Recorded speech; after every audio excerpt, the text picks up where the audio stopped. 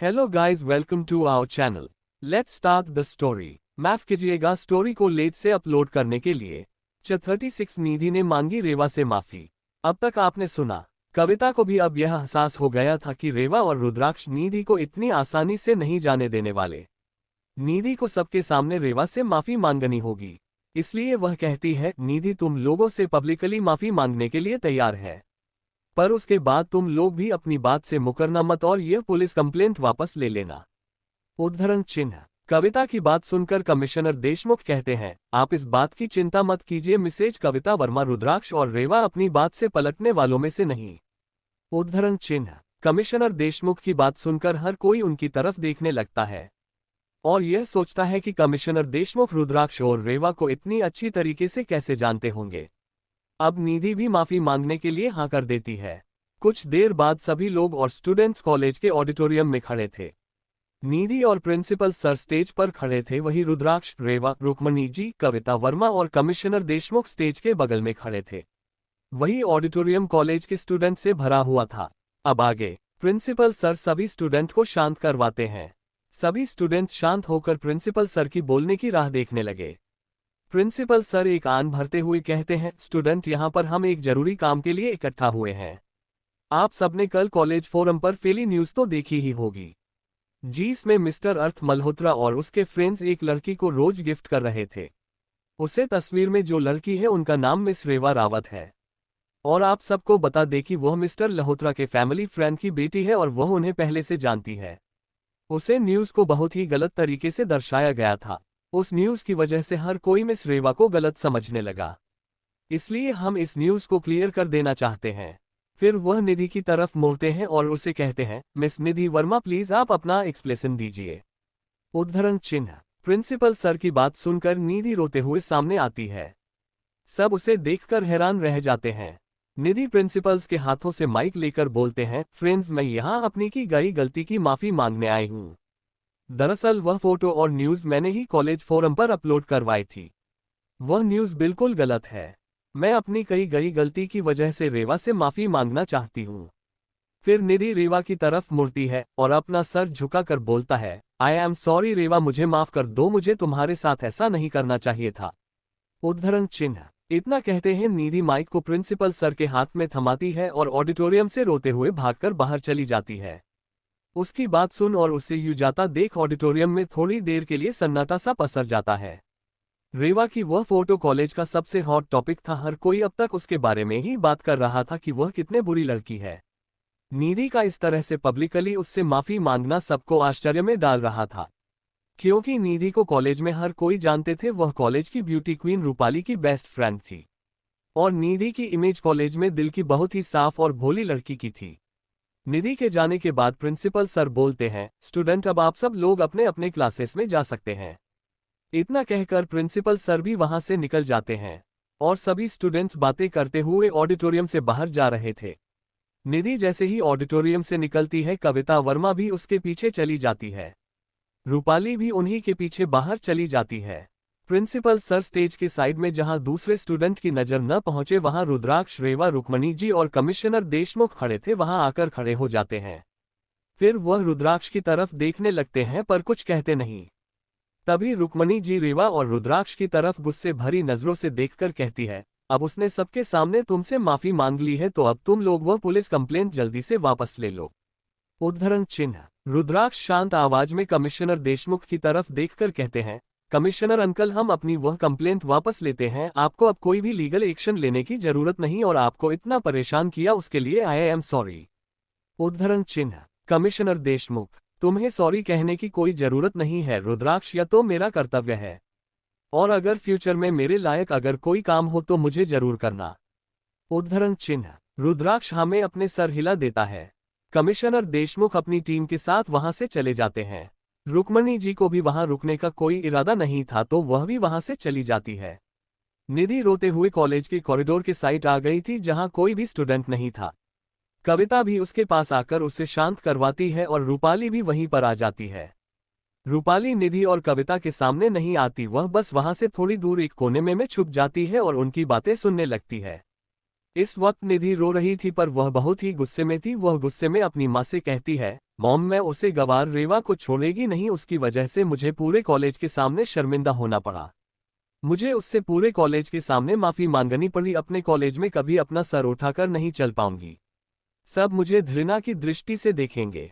उद्धरण चिन्ह। उसकी बात सुन कविता वर्मा को भी गुस्सा फूट पड़ता है। वह कहती है, तुम बिल्कुल भी चिंता मत करो मेरी बच्ची, बस सही वक्त का इंतजार करना, देखना हम उसे गवार रेवा को बहुत अच्छा सबक सिखाएंगे। फिर वह अपनी आंखों में नफरत लिए कहते हैं, वह तुमसे माफी मंगवाने में सिर्फ इसलिए कामयाब हुई क्योंकि वह प्रताप रावत की बेटी है। अगर उसे वक्त वह कुसुम बीच में नहीं आई होती तो ये सब कुछ तुम्हारे लिए हो रहा होता और तुम उनकी बेटी होती, ना कि वह गवार जंगली लड़की। मुझसे 2 बार प्रताप रावत को छीना गया है। पहले जब मेरी उससे शादी होने वाली थी तब उसे रुद्राक्ष और रेवा की मां महिमा बीच में आ गई, और जब वह मर गई तब भी मेरी उनसे शादी होने ही वाली थी कि पता नहीं प्रताप को क्या सूझा कि उसने उस अनाथ कुसुम से शादी कर उसे अपने घर ले आया। उद्धरण चिन्ह। ये कहते हुए कविता वर्मा की आंखों में बेहद नफरत झलक रही थी। निधि जब छोटी थी तभी उसके पिता की एक एक्सीडेंट में मौत हो गई थी। जब निधि के पिता की मौत हुई है तो कविता वापस अपने परिवार में आ गई, क्योंकि उसका ससुराल इतना ज्यादा अमीर नहीं था और उसने अपना सरनेम भी फिर से वर्मा ही कर लिया और निधि को भी उसके पिता का सरनेम नहीं दिया। तब तक महिमा की मौत हो चुकी थी, उसे यही लगता था कि अब उसकी और प्रताप की शादी हो जाएगी, इसलिए उसने अपना ससुराल छोड़ दिया और वापस अपने मायके आ गई। कविता वर्मा की बात सुनो निधि बोलती है, हाँ माँ, जब से उस गवार लड़की को पता चला है कि वह रावत परिवार की बेटी है उसे कुछ ज्यादा ही घमंड आ गया है। अब बस देखते जाइए, जिस दिन उन दोनों को दुनिया के सामने रावत परिवार की बेटी के तौर पर मिलवाने वाले हैं उसी दिन मैंने उन दोनों को रावत परिवार से बाहर ना निकलवा दिया तो मेरा नाम भी निधि वर्मा नहीं। उद्धरण चिन्ह। रूपाली उन लोगों की बात वहां पीछे खड़े होकर सुन रहे थी। उनकी बात सुन रूपाली के चेहरे पर एक डेविड स्माइल आ जाती है और वह कहती है, बस देखते जाओ रेवा और रुद्राक्ष, बहुत जल्द तुम दोनों इस परिवार से बेदखल कर दिए जाओगे। उद्धरण चिन्ह। इतना कहकर वह पीछे मुड़ती है और वहां से वापस अपनी क्लास की तरफ चली जाती है। देखते ही देखते हैं सभी लेक्चरर्स खत्म हो जाते हैं और सब स्टूडेंट कॉलेज से चले जाते हैं। कॉलेज खत्म होने के बाद रुद्राक्ष और रेवा कैंटीन की तरफ जाने लगते हैं। तभी उन्हें अर्थ, चिराग, मोहित और वैभव भी कैंटीन में ही मिलते हैं। वह उनके पास जाकर बैठ जाते हैं और बातें करने लगते हैं। 37 चैप्टर 37। कैंटीन में अर्थ और उसके दोस्तों के साथ टाइम स्पेंड करने के बाद रुद्राक्ष और रेवा घर वापस आ जाते हैं। रात के वक्त रावत मैंशन। इस वक्त घर के सभी लोग डाइनिंग टेबल पर बैठे हुए थे। कुसुम जी सबको डिनर सर्व कर रही थी। सबको डिनर सर्व करने के बाद आखिर में वह भी प्रताप जी के बगल में जाकर बैठ जाती है। सब शांति से खाना खा रहे थे। इस वक्त रुक्मणी जी काफी नाराज नजर आ रही थी। वह बार बार रुद्राक्ष और रेवा की तरफ तिरस्कार और गुस्से से देख रही थी। अपनी माँ की नजरों को पहचानते हुए प्रताप उनसे पूछता है, माँ क्या बात है, आज आपका मूड कुछ अच्छा नहीं लग रहा, क्या खाना अच्छा नहीं बना? उद्धरण चिन्ह। प्रताप की बात सुन रुक्मणी जी तंज करते हुए कहती है, कैसे अच्छा होगा मेरा मूड जब घर के छोटे अपने बड़ों की एक बात नहीं मानते हो और उन्हें सबके सामने अपमानित करते हो। उद्धरण चिन्ह। प्रताप जी आपके कहने का क्या मतलब है? माँ साफ साफ कहिए। उद्धरण चिन्ह। प्रताप जी की बात सुनकर रुक्मणी जी गुस्से से रुद्राक्ष और सेवा की तरफ देखकर कहती हैं, साफ शब्दों में कहूं तो आज तुम्हारे बच्चों ने मुझे शर्मिंदा किया है। उन्होंने आज कॉलेज के प्रिंसिपल और शहर के पुलिस कमिश्नर के सामने मेरी बात मानने से इनकार कर दिया। उद्धरण चिन्ह। प्रताप जी एक नज़र रुद्राक्ष और रेवा की तरफ देखते हैं, फिर रुक्मणी जी की तरफ देखकर बोलते हैं, पर माँ आप कॉलेज गई क्यों थी? उद्धरण चिन्ह। प्रताप जी के इस तरह सवाल करने से रुक्मणी जी और चिढ़ जाती है और कहती है, पूछो ना अपने लाडले बच्चों से उनके कारनामे क्या किया है उन्होंने आज। उद्धरण चिन्ह। प्रताप जी रुद्राक्ष की तरफ देखकर अपनी नजरों से ही उसे सवाल पूछते हैं, जैसे कह रहे हो आखिर मामला क्या है। रुद्राक्ष भी उनके नजरों में सवाल को पढ़ लेता है और कहता है, ज्यादा कुछ नहीं हुआ है पापा, हमने तो बस। इससे पहले कि रुद्राक्ष कुछ का कह पाता रुक्मणी जी गुस्से में कहती है, इन लोगों ने निधि के खिलाफ पुलिस कंप्लेन की थी और जब मैं उन्हें कंप्लेन वापस लेने के लिए कहा तब उन्होंने कहा कि वह कंप्लेन तभी वापस लेंगे जब निधि पूरे कॉलेज के सामने रेवा से माफी मांगेंगी, और अगर वह रेवा से माफी नहीं मांगती तो इन दोनों ने उसे जेल भेजने की धमकी भी दी थी। उद्धरण चिन्ह। तभी रूपाली आग में घी डालते हुए कहती है, हाँ चाचा जी, और फिर मजबूरन निधि को पूरी कॉलेज के सामने रेवा से माफी मांगनी पड़ी। आपको नहीं पता वह कितना रो रही थी। वह खुद को इतना ज्यादा शर्मिंदा महसूस कर रही थी कि वह सीधा घर चली गई थी। उसमें एक भी लेक्चर अटेंड करने की हिम्मत नहीं बची थी। उद्धरण चिन्ह। वैशाली भी रूपाली की बात में हामी भरते हुए कहती है, क्या आज कॉलेज में ये सब हो गया? फिर वह रेवा और रुद्राक्ष की तरफ देखकर कहती है, रेवा रुद्राक्ष, तुम दोनों को उसके साथ इतना कठोर व्यवहार नहीं करना चाहिए था। आखिर वह एक बीन बाप की बच्ची है। उद्धरण चिन्ह। रुक्मणी जी प्रताप जी की तरफ देखकर कहती है, प्रताप, तुम्हें अपने बच्चों को समझना होगा कि वह इतना कठोर ना बर्ताव करे। उसने आज निधि जैसी मासूम बच्ची को कितना परेशान किया। तुम्हें निधि के लिए न्याय करना होगा और इन दोनों को अपने इस व्यवहार के लिए सजा देनी होगी। उद्धरण चिन्ह। रुक्मणी जी और रूपाली की बात सुन प्रताप का चेहरा कठोर हो गया। वह सारी हकीकत जानते थे कि वह निधि ही थी जिसने रेवा के साथ गलत किया था। फिर भी उसकी मां अपनी पोती का साथ न देकर बहरी लड़की का साथ दे रही थी। उसे उस लड़की के लिए न्याय करने के लिए ऐसे कह रही थी जैसे कि उसे उसकी खुद की गलती के लिए माफी मांगने के लिए कहने पर बहुत बड़ा अन्याय हो गया हो। तभी रेवा अपनी सख्त आवाज में कहती है, करेक्शन दादी माँ, हमने निधि के खिलाफ कोई कंप्लेंट नहीं की। हमने तो बस कॉलेज में हुए इंसिडेंट के खिलाफ रिपोर्ट लिखवाई थी। अब अगर पुलिस इन्वेस्टिगेशन में अज निधि का नाम सामने आया तो इसमें हम कुछ नहीं कर सकते। और वैसे भी हमने उसे कोई धमकी नहीं दी मुझसे माफी मांगने के लिए, बल्कि हमने तो उसे आपके कहने पर तरस खाकर बस माफी मंगवा के छोड़ दिया है। वरना अगर कोई और होता तो अब तक वह जेल की सलाखों के पीछे होता। उद्धरण चिन्ह। रेवा की बात सुन रुक्मणी जी को और भी गुस्सा आने लगता है। तभी रूपाली आग में थोड़ा और घी डालते हुए कहती है, रेवा तुम चुप हो जाओ, जब घर के बड़े बात कर रहे होते हैं तब घर की लड़कियों को बीच में बोलने की इजाजत नहीं होती। क्या तुम्हें ये बात किसी ने सिखाई नहीं? उद्धरण चिन्ह। रूपाली की बात सुन रेवा उसकी तरफ स्माइल से देखकर कहती है, नहीं, मुझे ये बात किसी ने नहीं सिखाई, क्योंकि मैं जहां बड़ी हुई हूं वहां लड़के और लड़की में कोई भेदभाव नहीं होता। रेवा की बात सुन रूपाली अपना सर नीचे झुका लेती है, जैसे उसे रेवा की बात का बहुत बुरा लगा हो। रूपाली को यूं नीचे देखता देखा रुक्मणी जी रेवा को डांटने ही वाली थी कि तभी राजेंद्र जी उसे बीच में रोकते हुए कहते हैं, आप कैसी बातें कर रही हैं रुक्मणी जी, सच आपको भी पता है कि वही निधि ही थी जिसे रेवा के साथ गलत किया था। निधि ने उससे माफी मांगी थी तो इसमें कोई बुराई नहीं है, क्योंकि उसने अपनी गलती की माफी मांगी थी, किसी और की गलती की नहीं। और वैसे भी यह बात पुलिस ने कंफर्म की है कि वह निधि ही थी जिसे उन तस्वीरों को कॉलेज के फोरम पर अपलोड किया था। तो आप ये तो नहीं कह सकती कि निधि के साथ अन्याय हुआ है। आज अगर वह रेवा से माफी नहीं मांगती तो अन्याय रेवा के साथ होता। उद्धरण चिन्ह। प्रताप जी, माँ पिताजी बिल्कुल ठीक कह रहा है, और मुझे तो ये समझ में नहीं आ रहा कि आप अपने घर के बच्चों को छोड़ दूसरों की बेटियों का साथ क्यों दे रही है। उद्धरण चिन्ह। प्रताप की बात सुन रुक्मणी जी थोड़ा अचंभित हो जाती है। तभी वैशाली जी बोलती हैं, ये तुम कैसी बात कर रहे हो प्रताप, निधि कोई गैर थोड़ी है, वह भी तो इस परिवार की ही बच्ची है ना माँ। आखिरी के शब्द उसने रुक्मणी जी की तरफ ऐसे देखकर बोलती है जैसे वह उनसे हमें भरवाना चाहती हो। रुक्मणी जी भी उसकी बात समझते हुए कुसुम की तरफ तिरस्कार भरी नजरों से देखते हुए कहती हैं, सही कहा तुमने वैशाली, चाहे कोई माने या ना माने पर कविता और निधि भी इस परिवार का ही हिस्सा है। अगर कोई बीच में नहीं आया होता तो आज वह दोनों भी वर्मा ना होकर रावत होती, और आज हमारा परिवार आज सुकून से दिन कर रहा होता, ना कि झगड़ते हुए। उद्धरण चिन्ह। रुक्मणी जी साफ साफ नहीं कह रही थी, पर उनका कहने का यही मतलब था कि कुसुम जी की वजह से कविता और प्रताप की शादी नहीं हो पाए, और उनके परिवार में आज अशांति की वजह भी कुसुम जी ही है। रुक्मणी जी की नजरों और बातों का मतलब समझकर कुसुम जी को बहुत ही दुख महसूस हुआ। वही प्रताप और रुद्राक्ष के हाथों के मुठिया गुस्से से काश गई। रेवा को भी बहुत गुस्सा आ रहा था। 38 रेवा का मोहित और वैभव से हेल्प मांगना। आगे वही डाइनिंग हॉल का माहौल देखा। राजेंद्र जी सबको चुप करवाते हुए कहते हैं, सब लोग चुप हो जाओ और शांति से खाना खाओ। अब कोई इस बारे में कुछ भी नहीं बोलेगा। राजेंद्र जी की बात घर में कोई नहीं टाल सकता था, इसलिए हर कोई बस अपना नीचे झुकाए शांति से खाना खाने लगते हैं। फिर भी डाइनिंग टेबल का माहौल बहुत ही गंभीर लग रहा था। तभी मही, जो कब से बस बड़ों की बातें सुन रही थी और समझने की कोशिश कर रही थी, पर उसे समझ में कुछ भी नहीं आ रहा था। जब घर के सब बड़े शांत हो गए तब उसने रेवा और रुद्राक्ष की तरफ देखकर कहा, परी भाई, आपको पता है मैंने अपने सभी फ्रेंड को आपकी वेलकम पार्टी में इनवाइट किया है। उद्धरण चिन्ह। माही की बात सुन रुद्राक्ष कहता है, ओके प्रिंसेस। उद्धरण चिन्ह। तभी कुसुम जी कहती है, रीवा रुद्राक्ष क्या मैं तुम दोनों के आउटफिट खुद सेलेक्ट करूं यार तुम लोग सेलेक्ट करने वाले हो। उद्धरण चिन्ह। रेवा माँ हम कल कॉलेज के बाद दोपहर को शॉपिंग के लिए चले जाएंगे और अपने लिए आउटफिट खुद ले लेंगे। उद्धरण चिन्ह। रुद्राक्ष और हम मही को भी उसके स्कूल से ले लेंगे। हम उसे भी अपने साथ ही ले जाएंगे।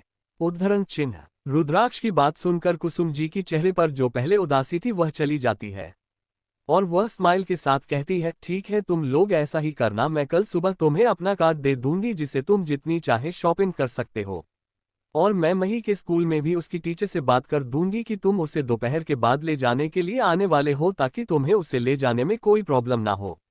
उद्धरण चिन्ह। रेवा आपको कार्ड देने की कोई जरूरत नहीं है माँ, आप शायद भूल गई है पापा ने पहले ही हमें अपने खर्चों के लिए एक कार्ड दे दिया है जिसे हमने अब तक यूज नहीं किया है, वह अभी भी मेरे पास ही है, हम कल उसका यूज कर लेंगे। कुसुम जी ठीक है। उद्धरण चिन्ह। उन लोगों की बात सुन रूपाली बीच में कहती है, रेवा क्या मैं भी तुम्हारे साथ शॉपिंग के लिए आ सकती हूँ? वैसे भी तुमने कभी ऐसी कोई पार्टी अटेंड नहीं की होगी तो तुम्हें नहीं पता कि ऐसी पार्टियों में क्या पहना जाता है, अगर मैं तुम्हारे साथ आऊंगी तो तुम्हें कपड़े सेलेक्ट करने में मदद मिल जाएगी। उद्धरण चिन्ह। रूपाली की चापलूसी भरी बात सुन रेवा अपनी नजर उठाकर उसकी ओर देखती है, फिर अपने रूखे स्वर में रहती है, उसकी जरूरत नहीं है रूपाली, मैं खुद अपने लिए कपड़े सेलेक्ट कर सकती हूँ। उद्धरण चिन्ह। रेवा के रूखे जवाब को देख वैशाली जी बोलती है, रेवा रूपाली बस तुम्हारी मदद करना चाहती है, तुम्हें आज के जमाने के फैशन के बारे में कोई भी नॉलेज नहीं है। तुम रावत परिवार की बेटी हो तो तुम्हें ढंग से तैयार होना होगा ताकि लोगों पर तुम्हारा अच्छा प्रभाव पड़े। अगर तुम कोई बेकार सी ड्रेस पहनकर पार्टी में आ जाओगी तो सब तुम पर हंसेंगे और तुम्हें नीचे दृष्टि से देखेंगे। वैशाली की बात सुनकर कुसुम जी कहता है, दीदी आपको रेवा की फिक्र करने की जरूरत नहीं है, उसे जो ड्रेस पसंद है उसे वह पहनकर पार्टी में आ सकती है। मेरी बेटी को दूसरों के हिसाब से तैयार होने की कोई जरूरत नहीं है। उद्धरण चिन्ह। यह शायद पहली बार था जब कुसुम जी ने वैशाली को मुंह पर जवाब दिया था। कुसुम जी की बात से वैशाली को बहुत गुस्सा आ रहा था, पर वह कुछ कह नहीं पा रही थी। तभी रुद्राक्ष और रेवा अपना खाना खत्म कर वहां से चले जाते हैं। फिर उनके पीछे मही, प्रताप जी और कुसुम जी भी एक एक कर सभी निकल जाते हैं। अगले दिन कॉलेज में आज रेवा और रुद्राक्ष जैसे ही कॉलेज आए थे हर कोई उन्हीं की तरफ देख रहा था, पर इस बार सबकी नजरें में भावनाएं कुछ अलग थी। जब पिछली बार सबने रेवा की तरफ देखा था तो उनकी नजरों में एक घृणा की भावना थी, पर आज उन सब की नजरों में गिल्ट की भावना नजर आ रही थी। सबको नजरअंदाज करते हुए रुद्राक्ष और रेवा अपनी क्लास में जाकर अपना लेक्चर अटेंड करते हैं। आज दोपहर के बाद उनका वैसे भी कोई लेक्चर नहीं तो वह पहले कैंटीन जाने का फैसला करते हैं और फिर वहीं से शॉपिंग के लिए निकलने वाले थे। वह कैंटीन पहुंचते ही एक खाली टेबल देखकर वहां बैठ जाते हैं और अपना ऑर्डर दे देते हैं। रुद्राक्ष ने एक चाय और सैंडविच ऑर्डर किया था, वहीं रेवा ने एक मिल्क शेक ऑर्डर किया था। वो दोनों वहां बैठे ही थे कि तभी वहां पर अर्थ, चिराग, मोहित और वैभव आ जाते हैं। वह लोग भी रुद्राक्ष और रेवा को देख उन्हीं के टेबल पर जाकर बैठ जाते हैं और वह भी अपना खाने का ऑर्डर दे देते हैं। इस वक्त रुद्राक्ष अपने फोन में गेम खेल रहा था, वही रीवा अपने फोन में कुछ ईमेल चेक कर रही थी। वह चारों के वहां बैठते ही रुद्राक्ष अपना फोन साइड पर रखकर उन सब से बातें करने लगता है। इतने में उनका ऑर्डर भी आ जाता है। पांचों लड़के आपस में बस यहाँ वहां की बातें कर रहे थे, तभी रेवा अपना मिल्क पीते हुए अपने फोन में ध्यान से सभी ईमेल पढ़ रही थी। तभी रेवा को एक मैसेज आता है और उसे पढ़कर रीवा की भौहें सिकुड़ जाती है। वह अपने मुठिया कस लेती है और आंखें बंद कर लेती है। वह इस वक्त अपने गुस्से को कंट्रोल करने की कोशिश कर रही होती है और थोड़ी ही देर में वह अपने गुस्से पर काबू भी पा लेती है। उसे ऐसा करता देख चिराग उससे पूछता है, क्या हुआ रेवा, तुम इतने गुस्से में क्यों लग रही हो? कोई प्रॉब्लम है क्या, हमें बताओ, हम तुरंत उसका समाधान कर देंगे। उद्धरण चिन्ह। उसकी बात सुन रेवा कहती है, नहीं भाई ज्यादा कुछ नहीं है, बस एक छोटी सी प्रॉब्लम आ गई है, मैं उसे खुद ही सॉल्व कर लूंगी, आपको टेंशन लेने की जरूरत नहीं है। उद्धरण चिन्ह। फिर वह अपना मिल्क शेक पीने लगते हैं और अनायास ही उसकी नज़र मोहित और वैभव पर चली जाती है। वह उन दोनों को गौर से देखती है, फिर उसकी काली गहरी आंखों में एक चमक आ जाती है। उसकी आंखों में आई चमक को वह सब भी नोटिस कर लेते हैं। तभी रेवा अपने चेहरे को मासूम सा बनाकर एक प्यारी सी स्माइल के साथ वैभव और मोहित की तरफ देखकर कहती है, वैभव भाई, मोहित भाई, क्या आप दोनों मेरी थोड़ी सी हेल्प कर देंगे प्लीज? उद्धरण चिन्ह। 39 रीवा का मोहित और वैभव को मॉडलिंग के लिए कहना। आगे रीवा की बात सुन वहां बैठे सभी लोग कंफ्यूज नजर आ रहे थे। तभी वैभव कहता है, आप तो बस हुक्म करिए हमारी प्यारी बहना, आपके लिए तो हमारी जान भी हाजिर है। उद्धरण चिन्ह। वैभव की बात सुन रीवा झट से कहती है, अरे नहीं नहीं भाई, मुझे आपकी जान नहीं चाहिए। मुझे तो बस आप दोनों के इस सुंदर से चेहरे का थोड़ा सा फायदा उठाना है। आपको बस मेरे लिए कुछ तस्वीरें खींचवानी है, क्या आप वह करेंगे? उद्धरण चिन्ह। मोहित कंफ्यूजन के साथ कहता है, कैसी तस्वीरें रेवा? अब प्लीज यह मत कहना कि तुम हमसे मॉडलिंग करवाना चाहती हो। उद्धरण चिन्ह। रेवा अपनी पलकों को बार बार झपकाते हुए कहती है, वैसे कहना तो वही चाहती हूँ, पर अगर आप मना करते हैं तो नहीं कहती। उसकी बात सुन सभी उसे आश्चर्य से देखने लगते हैं। तभी अर्थ सबसे पहले होश में आकर कहता है, मॉडलिंग से तुम्हारा क्या मतलब है रेवा? उद्धरण चिन्ह। रेवा, वह क्या है ना भाई, आज हमारी न्यू डिजाइनर आउटफिट्स का फोटोशूट होने वाला था, बट उसके लिए जो मेल मॉडल आने वाले थे उन्होंने एन टाइम पर आने से इनकार कर दिया। आज का फोटोशूट बहुत जरूरी है क्योंकि हमें नेक्स्ट मंथ होने वाले international fashion competition the glamour में पार्ट लेना है। उसमें रजिस्ट्रेशन करवाने के लिए हमें अपनी कुछ डिजाइन्स, ड्राफ्ट और आउटफिट के फोटोज उन्हें भेजने होंगे, इसके लिए आज फोटोशूट करवाना था। क्योंकि रजिस्ट्रेशन की लास्ट डेट सिर्फ कल तक की ही है, इसलिए हमें आज कैसे भी करके ये फोटोशूट कंप्लीट करना है। उद्धरण चिन्ह। Chirag, design collection international fashion competition. 1 minute, तुम्हारे कहने का मतलब यह है कि तुम नेक्स्ट मंथ होने वाले international fashion competition the glamour में पार्ट लेने वाली हो? इसका मतलब तुम फैशन डिजाइनर हो? उद्धरण चिन्ह। चिराग की बात सुन आसपास के लोग भी उनकी तरफ देखने लगते हैं, पर किसी को ज्यादा कुछ सुनाई नहीं दिया था। वह ये सुन पाए थे कि रेवा इंटरनेशनल फैशन कंपटीशन में पार्ट लेने वाली है। उन पर सबकी नजरें देख रेवा कहती है, भाई हम लोग पहले यहां से निकलते हैं, बाद में मैं आप लोगों को सब कुछ बताऊंगी। उद्धरण चिन्ह। पर फिर रेवा बहुत ही रिक्वेस्ट करने के अंदाज में वैभव और मोहित की तरफ देखते कहती है, आप दोनों मेरी हेल्प करेंगे ना भाई, प्लीज बताइए ना। रीवा के यू मासूम एक्सप्रेशन देख वैभव और मोहित एक दूसरे का चेहरा देखते हैं और फिर दोनों एक साथ कहते हैं, ठीक है, हम तुम्हारा साथ देने के लिए तैयार है। उद्धरण चिन्ह। उन दोनों की बात सुनकर रेवा खुश हो जाती है और कहती है, तो फिर जल्दी चलिए, हमें देर हो रही है और मैं आप लोगों को रास्ते में बाकी की सारी बातें बताऊंगी। इतना का वह अपनी जगह से खड़ी होती है और बाहर की ओर जाने लगती है। उसके साथ बाकी सब भी कैंटीन से बाहर जाने लगते हैं। वह लोग जैसे ही पार्किंग में पहुंचते हैं तभी अर्थ कहता है, जरा रुको रेवा, पहले ये तो बता दो कि जाना कहाँ है। और अभी रुद्र ने तो कहा था कि आज तुम दोनों मही के साथ तुम्हारी वेलकम पार्टी के लिए शॉपिंग करने जाने वाले हो। क्या तुम्हें वहां नहीं जाना? मैंने तो सोचा रहा था कि आज हमारा भी दोपहर के बाद कोई लेक्चर नहीं, तो हम भी तुम्हारे साथ शॉपिंग के लिए चलते हैं, सब साथ में शॉपिंग कर लेंगे। उद्धरण चिन्ह। अर्थ की बात सुन रीवा रुक जाती है और कहती है, अरे हाँ, अभी मुझे याद आया कि आज तो हमें शॉपिंग के लिए जाना है और उससे पहले मही को भी स्कूल से लेने जाना है। उद्धरण चिन्ह। उसकी बात सुन रुद्राक्ष कहता है, एक काम करते हैं रीवा, तुम सबके साथ अपने स्टूडियो चली जाओ और मैं माही को लेकर वहीं पहुंचता हूं और हम शॉपिंग भी वहीं से कर लेंगे। उद्धरण चिन्ह। रुद्राक्ष की बात सुन सब हामी भरते हैं। फिर रेवा अर्थ की कर में अर्थ, चिराग, मोहित और वैभव के साथ निकल जाती है। रावत फैमिली का ड्राइवर भी कार लेकर कॉलेज के पास पहुंच जाता है। रुद्राक्ष उसमें बैठकर मही के स्कूल की तरफ जाने लगता है। मही के स्कूल में रावत फैमिली का ड्राइवर मही के स्कूल के गेट के बाहर कार खड़ी करता है। रुद्राक्ष गाड़ी से उतरकर सीधा स्कूल के अंदर चला जाता है। फिर वह किसी से स्टाफ रूम की तरफ जाने का रास्ता पूछता है। व्हाट्सएप उसे स्टाफ रूम का रास्ता बता देता है, तो रुद्राक्ष के बिना देर किए तेज कदमों से स्टाफ रूम की तरफ जाने लगता है। 40 रुद्राक्ष का मही को स्कूल लेने जाना। रुद्राक्ष बिना दरवाजे पर नॉक किए और बिना किसी की परमिशन दिए सीधा स्टाफ रूम में इंटर हो जाता है। वह जैसे ही स्टाफ रूम में इंटर होता है, सभी टीचर्स उसकी तरफ देखने लगते हैं। इस वक्त रुद्राक्ष ने ब्लू जीन्स के ऊपर व्हाइट कलर का शर्ट पहना हुआ था।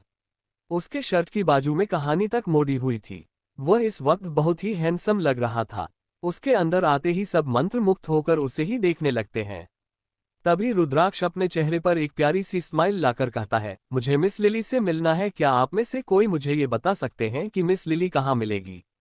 उद्धरण चिन्ह। रुद्राक्ष की आवाज सुन सब होश में आते हैं। रुद्राक्ष की बात सुन एक 40 से 50 साल की टीचर उसके सामने आकर कहती है, बेटा मिस लिली इस वक्त स्कूल के प्लेग्राउंड में होगी, इस वक्त उनके क्लास के बच्चों का स्पोर्ट्स पीरियड चल रहा है, इसलिए वह उनके साथ ही होगी। उन टीचर की बात सुन रुद्राक्ष उन्हें थैंक यू कहकर वहां से मुड़कर प्लेग्राउंड की तरफ चला जाता है। प्लेग्राउंड में पहुंचते ही रुद्राक्ष की नज़र वहां खेल रहे हैं बच्चों पर पड़ती है। रुद्राक्ष उन सभी बच्चों में मही को ढूंढने लगता है। जैसे ही उसे मही नजर आती है वह उसकी तरफ बढ़ने लगता है। इस वक्त मही अपनी सभी फ्रेंड के साथ एक बॉल लेकर खेल रही होती है। तभी रुद्राक्ष को अपने स्टूडेंट की तरफ जाता देख वहां खड़ी एक टीचर उसके सामने आकर खड़ी हो जाती है और उससे पूछता है, कौन है आप और आप यहाँ क्या कर रहे हैं? आप बिना हमारी परमिशन के हमारे स्टूडेंट के साथ बात नहीं कर सकते। उद्धरण चिन्ह। उसे टीचर को देख रुद्राक्ष अपने चेहरे पर प्यारी सी स्माइल लाकर कहता है, क्या आप मिस लिली है? उद्धरण चिन्ह। रुद्राक्ष का सवाल सुन टीचर हाँ में अपना सर हिला देती है। कहती है, जी हाँ मैं ही मिस लिली हूँ, बताइए क्या काम था आपको? उद्धरण चिन्ह। रुद्राक्ष। नमस्ते मिस लिली, मेरा नाम रुद्राक्ष रावत है। मैं मही रावत का बड़ा भाई हूँ। मैं मही को आज स्कूल से जल्दी ले जाने आया हूँ। शायद हमारी माँ ने आपको कॉल करके यह बात बता दी होगी।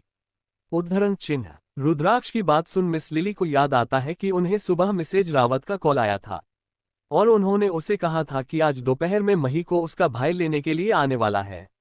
Miss lily. हाँ मुझे याद आया, आज सुबह ही मिसेज रावत का कॉल आया था और उन्होंने कहा था कि तुम अपनी बहन को ले जाने के लिए आने वाले हो। तुम उसे ले जा सकते हो, वह वहां अपने दोस्तों के साथ खेल रही है। उद्धरण चिन्ह। फिर वह वहां से चली जाती है और रुद्राक्ष मही की तरफ बढ़ जाता है। रुद्राक्ष जैसे ही मही के पास पहुंचता है, मही उसे देख अपना खेलना छोड़ दोनों हाथ फैलाकर उसकी तरफ दौड़ने लगती है। ये देख रुद्राक्ष भी उसके पास जाकर उसे अपनी गोद में उठाकर गोल चक्कर लगाता है। एक दो चक्कर के बाद वह रुक जाता है और मही को संभाल के नीचे उतार देता है। रुद्राक्ष और मही को साथ देख मही की सभी फ्रेंड्स उसके आसपास इकट्ठा हो जाती है। मही की एक फ्रेंड रुद्राक्ष को देखते हुए मही से कहती है, मही क्या यही वह तुम्हारे बड़े भाई है जिसके बारे में तुम बोल रही थी? उसकी बात सुन मही कहती है, यही मेरे रुद्राक्ष भाई है। फिर वह रुद्राक्ष की तरफ नजर कर कहती है, रुद्राक्ष भाई ये सभी मेरी फ्रेंड्स है। उद्धरण चिन्ह। रुद्राक्ष अपने घुटनों के बल बैठ जाता है और उन सभी लड़कियों को एक प्यारी सी स्माइल के साथ कहता है, हाय बाबी डॉल्स, मेरा नाम रुद्राक्ष है। मही की सभी फ्रेंड्स उसी के उम्र के 5 से 6 साल की लड़कियां थी।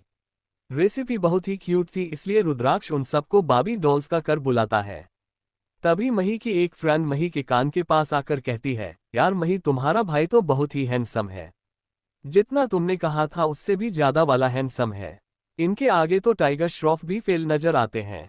उद्धरण चिन्ह। उसकी बात सुन मही कहती है, मैंने तो कहा था ना मेरे भाई किसी हीरो से काम नहीं दिखते, पर तुम ही लोगों ने मानने से मना कर दिया था, अब तो मानते हो ना मेरी बात?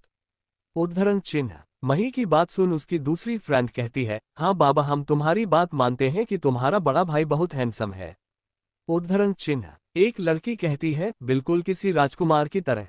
रुद्राक्ष उन सब की बातें सुन मुस्कुरा देता है। फिर वह मही के फ्रेंड के साथ थोड़ी सी बातचीत कर माही को स्कूल से लेकर चला जाता है। वहीं दूसरी तरफ मुंबई के सबसे बड़े मॉल में इस वक्त रेवा अर्थ, चिराग, मोहित और वैभव के साथ मुंबई के सबसे बड़े मॉल के बाहर खड़ी थी। तभी अर्थ कहता है, रेवा क्या यहीं पर तुम्हारा डिजाइनिंग स्टूडियो है? अर्थ की बात सुन रेवा हाँ में अपना सर हिलाते हुए कहती है, मेरा डिजाइनिंग स्टूडियो यहीं पर है। इतना ही नहीं, मेरे डिजाइन्स का शोरूम भी यहीं पर है। उद्धरण चिन्ह। वह चारों अपना मुंह खोल उसे देख रहे थे। तभी रेवा की आवाज सुनाई देती है, चलो ना अंदर चलते हैं, वैसे भी बहुत देर हो गई है, पता नहीं वहां क्या हाल हो रहा होगा। उद्धरण चिन्ह। रेवा की बात सुन वह चारों अंदर जाने लगते हैं। रेवा ने रास्ते में उन सबको बताया था कि वह एक फैशन डिजाइनर है और उसने अपना एक फैशन ब्रांड भी शुरू किया है।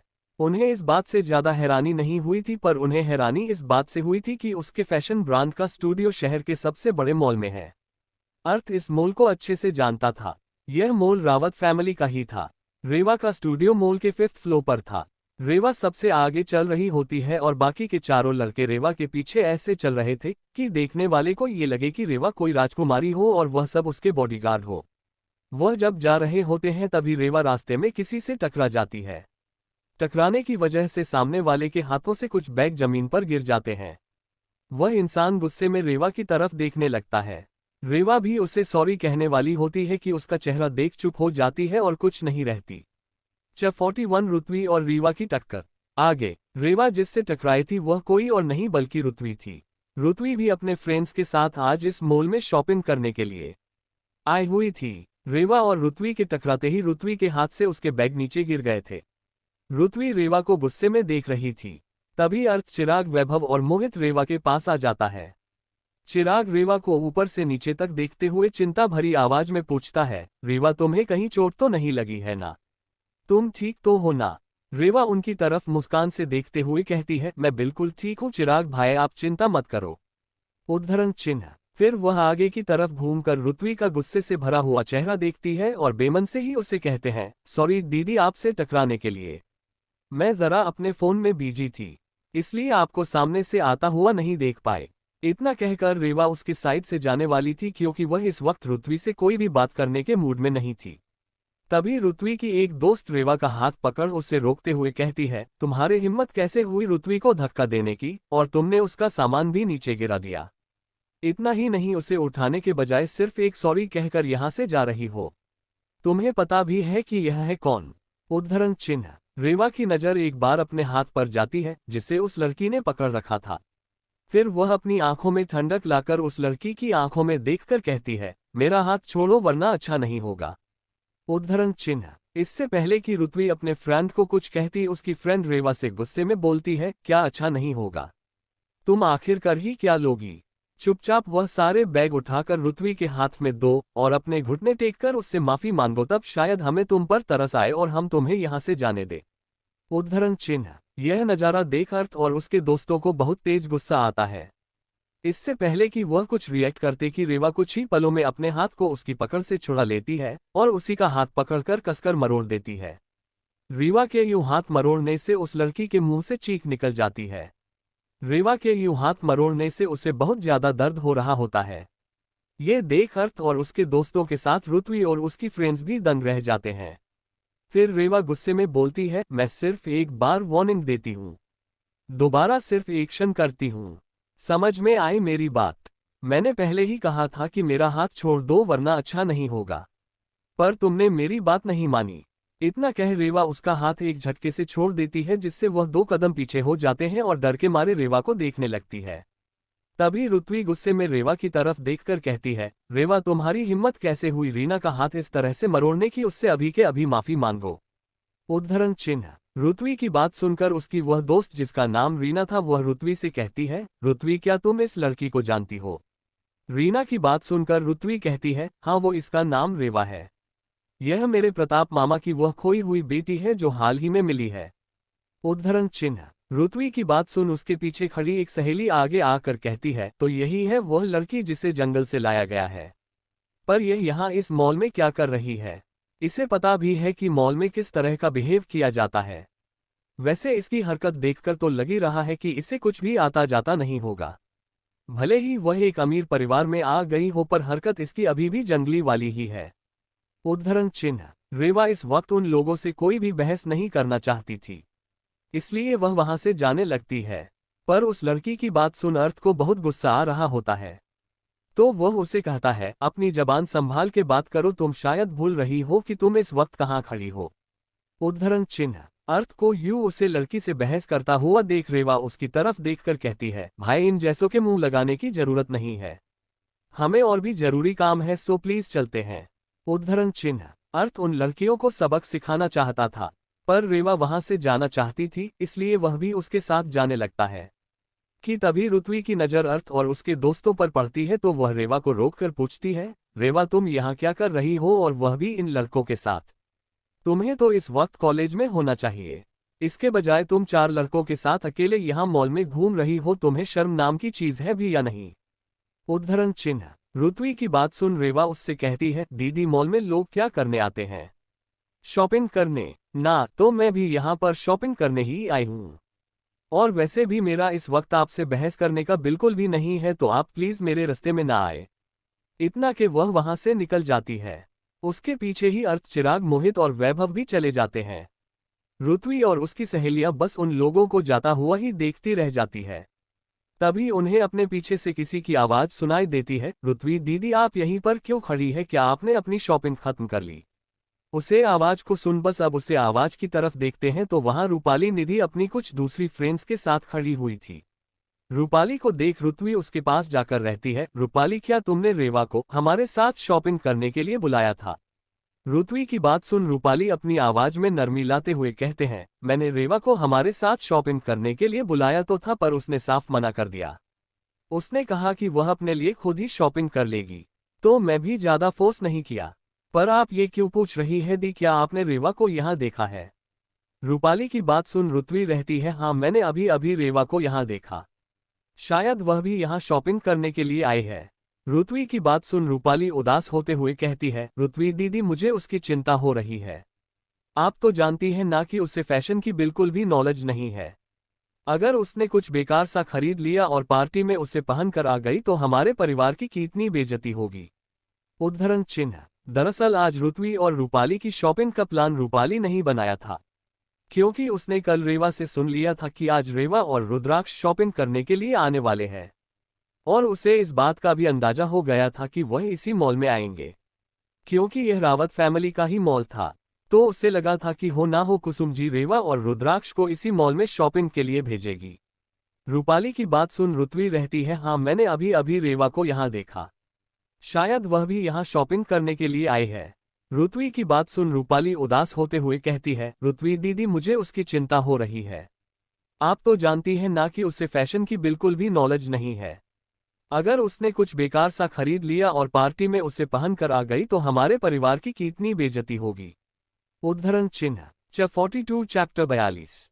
आगे। रूपाली की बात सुन ऋत्वी कहती है, तुम उसकी इतनी चिंता करना छोड़ दो रूपाली, अगर वह बेइज्जती करवाएगी भी तो सिर्फ उसकी ही करवाएगी, हमारे परिवार का उससे कोई लेना देना नहीं होगा, तुम उसकी चिंता मत करो। उद्धरण चिन्ह। ऋत्वी की बात सुन रूपाली कुछ खाने ही वाली होती है कि तभी रूपाली की ही एक फ्रेंड उससे कहती है, रूपाली तुम अभी भी उसी गवार लड़की की चिंता कर रही हो। तुम्हें पता तो है ना कि उसने निधि के साथ कल कॉलेज में कितना बुरा बर्ताव किया था, और यह जानते हुए भी तुम उसी के बारे में सोच रही हो। उद्धरण चिन्ह। उसकी बात सुन रूपाली उससे कहती है, ऐसी बात नहीं है पारुल, तुम तो जानती ही हो ना कि वह कुछ ही दिन पहले जंगल के एक आश्रम से यहाँ पर आए हैं। उसे हमारे हाई सोसाइटी के मैनर्स और आज के जमाने के फैशन के बारे में ज्यादा कुछ पता नहीं है, इसीलिए मैं तो बस उसकी मदद करना चाहती हूँ। उद्धरण चिन्ह। रूपाली की बात सुन ऋत्वी झुंझलाकर कहती है, छोड़ो रूपाली, अगर उसे हमारी कोई हेल्प नहीं चाहिए तो जाने दो उससे, हम अपनी शॉपिंग तो आराम से कर ही सकते हैं। ऋत्वी के कहने पर रूपाली भी हमें अपना सर हिला देती है और फिर सभी लड़कियां एक साथ शॉपिंग करने के लिए चली जाती है। वहीं दूसरी तरफ रेवा, अर्थ, मोहित, चिराग और वैभव भी मॉल के 5th फ्लोर पर पहुंच जाते हैं। 5th फ्लोर पर पहुंचते ही वह चारों आंखें फाड़े और मुंह खोले अपने सामने बने हुए उस बड़े से लग्जरी स्टोर को देखने लगते हैं। रेवा ने जब उन्हें बताया था कि उसने अपना एक फैशन ब्रांड शुरू किया है, तो उन्हें लगा कि वह कोई छोटा मोटा ब्रांड होगा, लेकिन उन्होंने ये सोचा नहीं था कि वह कृष्ण कला ग्रुप की बात कर रही है। उन चारों को यू स्टोर को देखते हुए देख रेवा उन्हें होश में लाती है और कहती है, अब यही खड़े रहने का इरादा है या अंदर भी चलेंगे? रेवा की बात सुन वह चारों होश में आते हैं और अर्थ उसकी तरफ अचंभे से देखते हुए कहता है, रेवा क्या तुम सच में कृष्ण कला ग्रुप की डिजाइनर हो? उद्धरण चिन्ह। अर्थ की बात सुन और उसकी तरफ यू सबको आश्चर्य से देखते हुए देखा रेवा उससे कहती है, हाँ भाई मैं कृष्ण कला ग्रुप की डिजाइनर हूँ। इतना ही नहीं मैं इसकी मालकिन भी हूँ। रेवा की बात सुन वह चारों और ज्यादा हैरान हो जाते हैं। वह लोग अब स्टोर के अंदर जाने लगते हैं। इस फ्लो पर एक तरफ स्टोर था तो दूसरी तरफ रेवा का डिजाइनिंग स्टूडियो भी था, जहां हर किसी को जाने की परमिशन नहीं थी, सिर्फ कृष्ण कला ग्रुप के में डिजाइनर है उसे तरफ जा सकते थे। वह पांचों जब स्टोर में पहुंचते हैं तब वहां पर कोई भी कस्टमर नहीं था, क्योंकि आज यहां शूटिंग होने वाली थी तो स्टोर को टेम्पररी क्लोज किया हुआ था। स्टोर की एक तरफ कुछ शूटिंग के इक्विपमेंट जैसे कैमरा एंड लाइट रखी हुई थी। वहां पर कुछ लोग टेंशन में बैठे हुए थे। जैसे ही रेवा उन चारों के साथ स्टोर में पहुंचती है उसका और बहुत ही कोल्ड और बसी हो जाता है। तभी एक 26 से 27 साल का लड़का उसके पास पहुंचता है और कहता है, मैडम अब क्या करना है? आज के सूट के लिए जो 2 मेल मॉडल आने वाले थे वह आज नहीं आने वाले, और उनके ना आने से फीमेल मॉडल भी अपना काम छोड़कर चली गई है। उसने जब आपके दिए हुए मॉडल की फोटो देखी तो उसने फ्रेशर्स के साथ काम करने से साफ इनकार कर दिया। अब हम लोग क्या करेंगे? आप तो जानती ही है ना कि हमें आज कैसे भी करके ये फोटो शूट कंप्लीट करना ही होगा। उद्धरण चिन्ह। दरअसल जब रेवा अर्थ के साथ आ रही थी तो रास्ते में ही उसने मोहित और वैभव की कुछ तस्वीरें उनके इंस्टाग्राम अकाउंट से अपने एम्प्लॉइज को भेज दी थी, जिसे देखकर ही फीमेल मॉडल वहां से चली गई थी। उस लड़के की बात सुन रेवा उसकी तरफ देखकर कहती है, हाँ आलोक, मैंने तुम्हारा मेल चेक कर लिया है। तुम फीमेल मॉडल की चिंता मत करो, मैं उसका भी जल्दी इंतजाम कर दूंगी। फिर वह वैभव और मोहित की तरफ इशारा कर कर कहती है, तुम पहले इन दोनों को रेडी करो और इन्हें इनका काम समझा दो, तब तक मैं फीमेल मॉडल को भी लेकर आ जाती हूँ। उद्धरण चिन्ह। रेवा के अंदर आते ही जो लड़का उसके पास आया था उसका नाम आलोक शर्मा था। आलोक रेवा का पर्सनल असिस्टेंट था, साथ ही वह कृष्ण कला ग्रुप का सीईओ भी था। रेवा के एब्सेंस में सारा कामकाज आलोक ही संभालता था। रेवा की बात सुन वह लड़का आलोक हमें अपना सर हिला देता है, पर फिर चिंता भरी आवाज में कहता है, पर मैडम आप इतनी जल्दी एक परफेक्ट फीमेल मॉडल कहाँ से ढूंढ कर लाएंगी? हमारे पास इतना वक्त नहीं है। आलोक की बात सुन रेवा कहती है, उसकी चिंता तुम मत करो, तुम बस इस वक्त इतना करो जितना मैंने कहा है। उद्धरण चिन्ह। रेवा की बात सुनकर आलोक आगे कुछ और खाने की हिम्मत नहीं करता है और वैभव और मोहित को अपने साथ आने के लिए कहता है। वैभव और मोहित भी उसके साथ चले जाते हैं। तभी रेवा अर्थ और चिराग से कहती है, भाई आप लोग फ्रीली यहाँ घूम सकते हैं और चाहे तो आप टेस्टिंग एरिया में जाकर रेस्ट भी कर सकते हैं।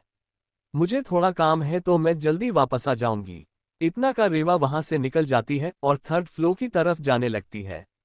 दरअसल बाहर जब रेवा ऋत्वी से टकराई थी तब वह आलोक का ही मेल चेक कर रही थी, जिसमें उसने बताया था कि फीमेल मॉडल भी अब यहां से जा चुकी है, तो उन्हें न सिर्फ मेल मॉडल बल्कि फीमेल मॉडल को भी ढूंढना होगा। ऋत्वी से थोड़ी सी बहस करने के बाद रेवा जब यही सोच रही थी कि वह इतनी जल्दी किसी परफेक्ट फीमेल मॉडल को कैसे ढूंढेगी, तभी ग्लास की बनी लिफ्ट में से ऊपर आते वक्त उसकी नज़र थर्ड फ्लोर पर एक स्टोर के बाहर चली जाती है, जहां उसे एक जाना पहचाना सा चेहरा दिखाई देता है, जिसे देख रीवा के मन में एक ख्याल आता है। पर वह तब कुछ नहीं रहती और अर्थ, चिराग, वैभव और मोहित के साथ अपने स्टूडियो की तरफ चली जाती है। रीवा जल्दी से थर्ड फ्लोर पर पहुंचकर इस स्टोर के पास आ जाती है। वह उसे स्टोर के सामने उसके चेहरे को अभी भी खड़ा पाकर खुश हो जाती है और जल्दी से उसके सामने जाकर खड़ी हो जाती है और कहती है, हेलो, तुमने मुझे पहचाना? उद्धरण चिन्ह। रेवा को अचानक यूं अपने सामने देख वह शख्स थोड़ा सा डर जाती है और हकलाते हुए कहती है, हाँ तुम तो रेवा हो ना, जिसने उस दिन बाथरूम में टीना और उसके दोस्तों को बहुत बुरी तरीके से पीटा था। उसकी बात सुन रेवा मुस्कुराते हुए हाँ में अपना सर हिला देती है। 43 रेवा और सोनल का आमना सामना। उस शख्स को अपनी तरफ डरे हुए देखता देख रेवा उससे कहती है, वैसे तो तुम्हें मेरा नाम पता ही है रेवा, तुम्हारा नाम क्या है? रेवा की बात सुन वह हकलाते हुए ही कहती है, मेरा नाम अवनी है। जी हाँ। रेवा के सामने इस वक्त कोई और नहीं बल्कि उसकी ही क्लासमेट अवनी खड़ी थी। रेवा उसकी बात सुन उसे कहती है, वैसे तुम यहाँ क्या कर रहे हो? क्या तुम भी यहाँ शॉपिंग करने के लिए आए हो? रेवा की बात सुन अवनी कहती है, नहीं, दरअसल मैं यहाँ पार्ट टाइम जॉब के लिए इंटरव्यू देने आई थी। उद्धरण चिन्ह। अवनी की बात सुन रेवा कहती है, तो क्या तुम्हें जॉब मिल गई? लेकिन अवनी नामे अपनी गर्दन हिलाते हुए कहती है, नहीं, यहाँ जॉब करने के लिए बड़े बड़े ब्रांड के बारे में पता होना चाहिए, पर मुझे तो कुछ पता ही नहीं है, इसीलिए मुझे जॉब नहीं मिल पाए। इतना क्या वह अपना चेहरा लटका लेती है। अवनी का लटका हुआ चेहरा देख रेवा को भी अच्छा नहीं लगता। फिर वह उसे थोड़ा ध्यान से देखती है। इस वक्त अवनी ने एक सिंपल सी कुर्ती और जीन्स पहनी हुई थी और अपने गले में दुपट्टा भी डाला हुआ था। उसके कानों में छोटी छोटी झुमकियां थी। उसके कमर तक लंबे बालों की एक चोटी बनी हुई थी, जो एक तरफ से उसके कंधे पर आगे की तरफ लटकी हुई थी, और उसने अपनी आंखों पर मोटा सा चश्मा लगा रखा था। रेवा उसे गौर से देखने के बाद उसके पास जाकर उसके आंखों पर से वह चश्मा निकाल लेती है। फिर उसका चेहरा ऊपर करके फिर इधर उधर करके देखती है। रेवा को ऐसा करते हुए देखा अवनी उससे कुछ कहना ही चाहती थी कि तभी रेवा कुछ सोचकर अवनी की चोटी को खोल देती है। उसकी चोटी खोलते ही अवनी के बाल किसी फूलों की बेल की तरह बिखर जाते हैं। इस वक्त अवनी बेहद ही ज्यादा सुंदर लग रही थी। अवनी को इस तरह देखकर रेवा के मुंह से अनायासी निकल जाता है, परफेक्ट। रेवा की मुंह से यह शब्द सुन अवनी फिर से थोड़ी सी कंफ्यूज होकर उसकी तरफ देखकर कहती है, क्या परफेक्ट है रेवा?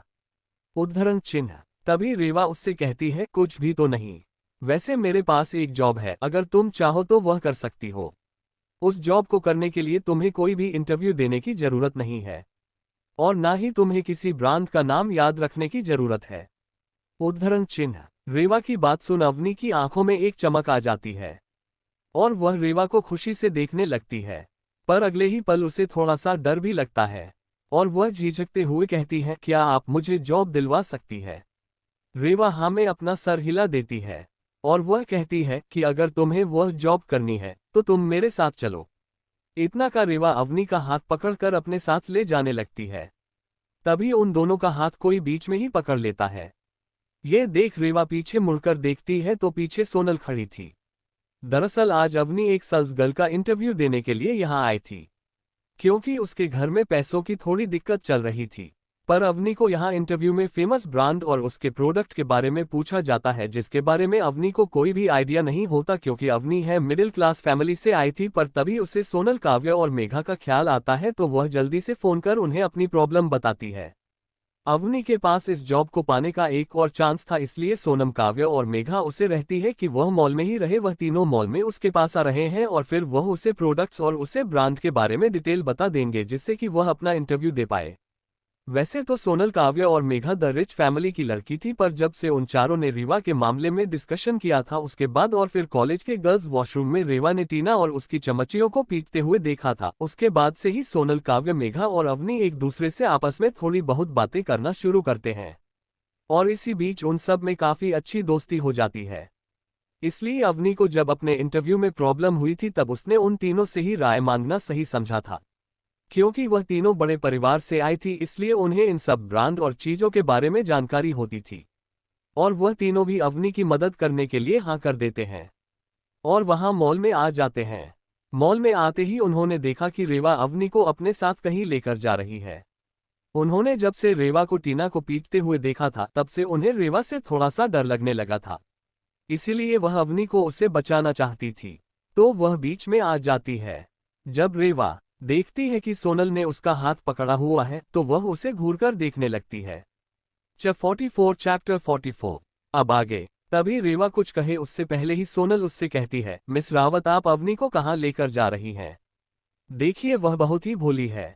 अगर उसने किसी तरह आपको ऑफेंड कर दिया होगा तो प्लीज आप उसकी बात का बुरा मत मानिएगा।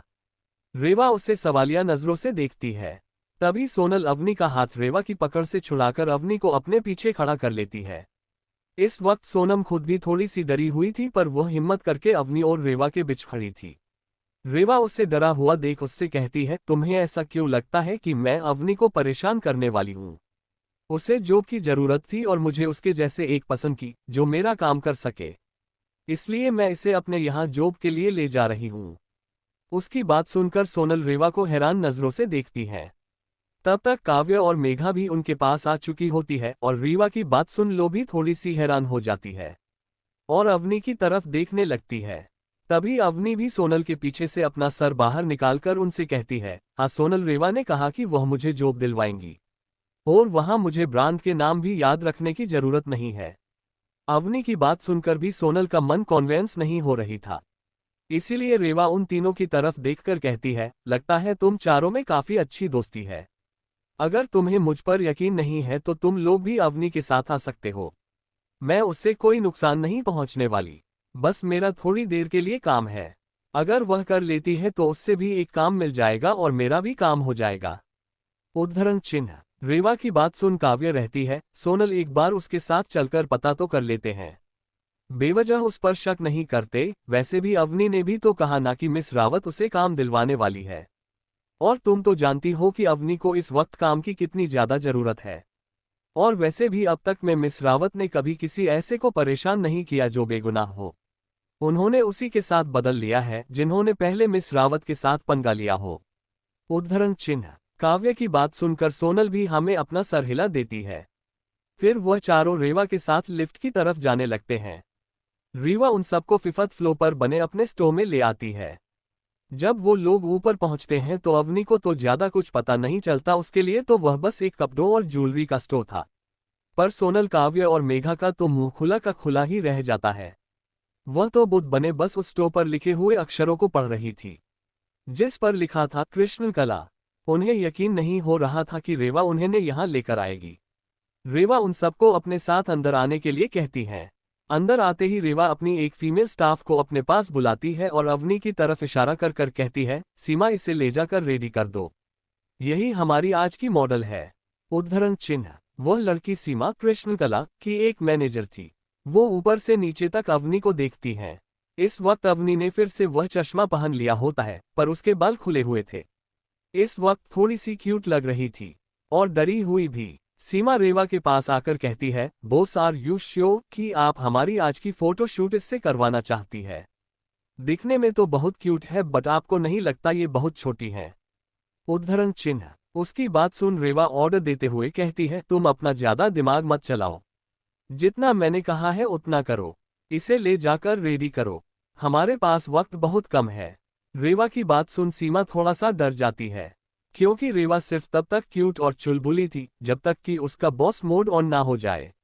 वरना एक बार अगर उसका बॉस मोड ऑन हो जाता था तब वह बहुत खतरनाक होती थी और वह एक पल भी नहीं लगाती थी किसी को कम से निकलने के लिए। उद्धरण चिन्ह। सीमा जल्दी से अवनी को अपने साथ ले जाती है। जब वह उसे ले जा रही थी तो अवनी रेवा की तरफ और सोनल और उसकी फ्रेंड्स की तरफ देखती है। अवनी की आंखों में अकेले जाने का डर साफ दिख रहा था।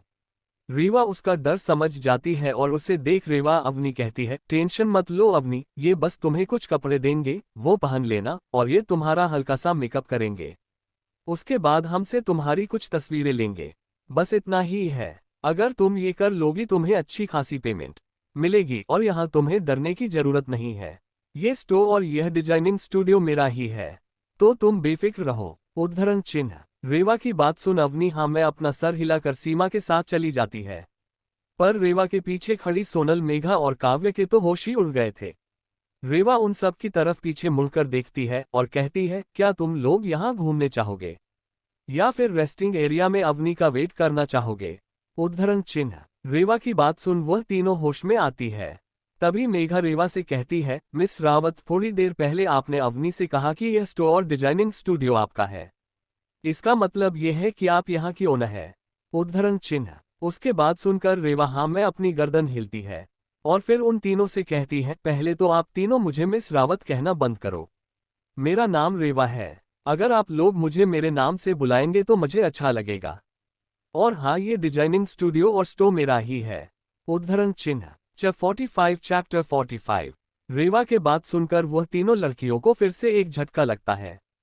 तभी काव्य उसे कहती है, इसका मतलब ये कृष्णकला फैशन ब्रांड आपका है? हमें तो इस बात पर यकीन ही नहीं हो रहा। रेवा उनसे कहती है, यह मेरी प्रॉब्लम नहीं है।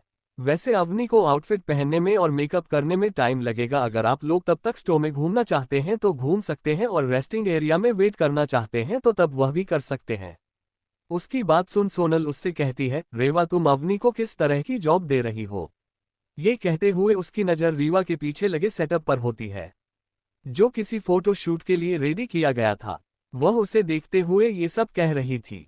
रेवा भी सोनल की नज़रों का पीछा करती है और फिर उसकी तरफ देखकर कहती है, तुम जो सोच रही हो वह सही है। दरअसल आज हमारा एक बहुत इंपॉर्टेंट फोटोशूट होने वाला था, पर उसके लिए जो मॉडल आने वाले थे उन्होंने एंड टाइम पर आने से मना कर दिया। इसलिए मैंने उनकी जगह किसी और को अपॉइंट कर लिया और उनमें से एक अवनी भी है। रेवा की बात सुन वह तीनों थोड़ा सा शॉक हो जाती है, पर ज्यादा कुछ नहीं कहती। तभी मेघा उससे कहती है, क्या आप अवनी को अपने ब्रांड के लिए मॉडलिंग करवाना चाहती है? ये तो बहुत अच्छी बात है, इससे तो अवनी की लाइफ ही बन जाएगी। फिर वह थोड़ा रुककर दोबारा से कहती है, पर मुझे ये बात समझ में नहीं आ रही कि वह कौन बेवकूफ मॉडल होगी जिसने कृष्णकला जैसे फेमस ब्रांड की मॉडलिंग को ठुकरा दिया। मैं उसकी जगह होती तो भगवान के सामने 100 बार माथा टेकती। उद्धरण चिन्ह। उसकी बात सुन सब मुस्कुरा देते हैं। तभी काव्य कहती है, रेवा हम अवनी का फोटो शूट देखना चाहते हैं, तो क्या हम यहाँ रह सकते हैं? उद्धरण चिन्ह। रेवा उसकी बात सुन कहती है, हाँ तुम लोग यहाँ रुक सकते हो, पर अवनी को रेडी होने में आधा या 1 घंटा लग जाएगा, तो मेरे ख्याल से तब तक तुम लोगों को टेस्टिंग एरिया में वेट कर लेना चाहिए। वह तीनों भी रेवा की बात सुनकर उससे सहमत हो जाती है। रेवा उन्हें रेस्टिंग एरिया की तरफ ले जाने लगती हैं। तभी सोनल रेवा से कहती है, वैसे रेवा अवनी के साथ और किस किस का फोटो शूट होने वाला है? रेवा सोनल की बात सुनकर उससे कहती है, दरअसल अवनी फीमेल मॉडल है और उसके साथ जो मेल मॉडल है उन्हें भी तुम लोग शायद जानते हो। वह हमारे ही कॉलेज से मोहित और वैभव। उद्धरण चिन्ह। रेवा की बात सुन वह तीनों फिर से शॉक हो जाती है। रेवा उनसे कहती है, इतने शॉकंड एक्सप्रेशन देने की जरूरत नहीं है। तुम लोग चलो, जब फोटोशूट स्टार्ट हो जाएगा तो मैं तुम लोगों को बुला लूंगी। और वह उन्हें रेस्टिंग एरिया में लेकर जाती है। जब वह चारों रेस्टिंग एरिया में पहुंचती है तो वहीं पर एक सोफे पर अर्थ और चिराग बैठे हुए थे। चिराग अपने फोन में गेम खेल रहा था और अर्थ एक मैगजीन पढ़ रहा था। उनके आते हैं वह अपना चेहरा उठाकर देखते हैं तो सामने रेवा और उसके साथ 3 लड़कियों को देखते हैं। रेवा उनसे कहती है, भाई आप लोग यहाँ पर बोर तो नहीं हो रहे हैं ना? उसकी बात सुनकर अर्थ कहता है, बिल्कुल भी नहीं। वैसे तुम्हारा फोटोशूट कब तक कंप्लीट होगा? अर्थ की बात सुन रेवा कहती है, मैंने फीमेल मॉडल भी ढूंढ ली है। अब सिर्फ उसके रेडी होने के बाद हम फोटोशूट स्टार्ट कर देंगे। वैसे यह उनकी दोस्त है और जो फीमेल मॉडल है ना, वह मेरे ही क्लासमेट भी है। मुझे वह यहाँ मॉल में दिख गई थी तो मैं उसे यहाँ ले आई। वैसे वह बहुत खूबसूरत है। उद्धरण चिन्ह। रेवा की बात सुन चिराग कहता है, अगर तुमने ढूंढी है तो अब कोर्स खूबसूरत ही होगी, इसमें तो कोई शक है ही नहीं। फिर रेवा उन तीनों लड़कियों की तरफ देखकर कहती है, भाई ये तीनों भी मेरी क्लासमेट्स ही है। फिर रेवा उनकी तरफ मुड़कर पूछती है, तुम लोगों का नाम मुझे पता नहीं है। तब सोनल और मेघा और काव्य को याद आता है कि उसने तो अपना नाम रेवा को बताया ही नहीं है। तभी सोनम सामने आकर कहती है, मेरा नाम सोनम है, ये काव्य और यह मेघा है। वह उन दोनों की तरफ बारी बारी से इशारा करके कहती हैं। तभी चिराग उन्हें कहता है, वेलकम, तुम लोग भी हमें ज्वाइन कर सकती हो। क्या जो फीमेल मॉडल है वह तुम लोगों की फ्रेंड है? तो उसके बाद सुनकर सोनल, काव्य और मेघा तीनों हमें अपना सर हिला देते हैं। उद्धरण चिन्ह। क्योंकि वह तीनों भी अर्थ और चिराग को अच्छे से जानते थे। बिकॉज अर्थ, चिराग, वैभव और मोहित कॉलेज के सबसे पॉपुलर लड़कों का ग्रुप था। और रेवा के साथ में इंसिडेंट के उन्हें रेवा से यह पूछने की जरूरत नहीं थी कि वह अर्थ और उसके फ्रेंड्स को कैसे जानती है। रेवा उन्हें वहां बैठा देती है और कहती है, वैसे तुम लोग अभी भी यहीं पर वेट करना चाहते हो? क्या तुम लोग मेरा स्टोर देखना नहीं चाहते? अगर तुम्हें यहाँ से कुछ खरीदना भी है तो मुझे कोई प्रॉब्लम नहीं है, मैं तुम्हें डिस्काउंट भी दे सकती हूँ। रेवा की बात सुन सोनल, मेघा और काव्य तो नामे अपना सर हिला देती है। काव्य रेवा की बात सुन रहती है, हम लोग यहाँ वेट कर लेंगे। उसके बाद सुनकर रेवा जाते हुए कहती है, ठीक है, जैसे तुम्हारी मर्जी।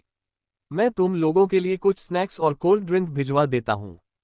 इतना कहकर रेवा वहां से चली जाती है और उन सब के लिए किसी के हाथों स्नैक्स और कोल्ड ड्रिंक्स भिजवा देती हैं।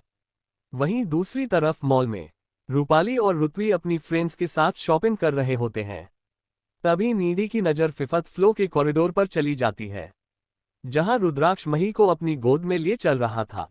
रुद्राक्ष को देख निधि अपनी उंगली से उन दोनों की तरफ इशारा करके रूपाली से कहती है, रूपाली, क्या वह रुद्राक्ष और मही है? पर वह दोनों फिफ्थ फ्लोर पर किया कर रहे हैं। उद्धरण चिन्ह। निधि की बात सुन बाकी सब उस तरफ देखने लगते हैं जिस तरफ निधि ने इशारा किया था। वह लोग भी रुद्राक्ष को और मही को वहां देखकर चौंक जाते हैं। तभी उनमें से एक लड़की कहती है, रूपाली, जहां तक मैंने सुना है इस माल के 5th फ्लोर पर तो कृष्ण कला का स्टोर और स्टूडियो है।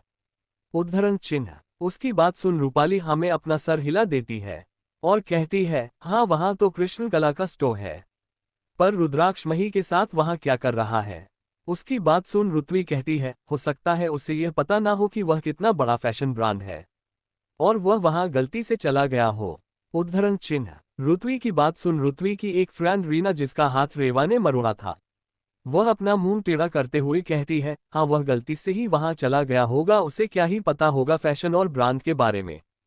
फिर वह रुत्वी की तरफ देखकर कहती है, रुत्वी, शायद हम लोगों को उसके पास जाकर उसे नीचे ले आना चाहिए, क्या पता वह वहां जाकर कोई गड़बड़ कर दे। उद्धरण चिन्ह। अपनी फ्रेंड की बात सुनकर रुत्वी भी हमें अपना सर हिला देती है और फिर वह रूपाली से कहती है, रूपाली, चलो ना, हम भी चलते हैं। वैसे भी हमें यहाँ पार्टी के लिए एक भी आउटफिट पसंद नहीं आए हैं, तो क्यों ना हम वहीं से अपने लिए कुछ खरीद ले। वैसे भी मैंने सुना है कि उन्होंने कुछ दिन पहले ही अपना न्यू डिजाइन्स लॉन्च किए हैं, शायद हमें वहां से कुछ अच्छा मिल जाए। उद्धरण चिन्ह। रुत्वी की बात सुन रूपाली भी हमें सर हिलाती है और फिर सब 5th फ्लोर की तरफ जाने लगते हैं। आज के लिए इतना। हाय दोस्तों, मिलते हैं नेक्स्ट चैप्टर में। Thanks for watching my friends, next episode come soon.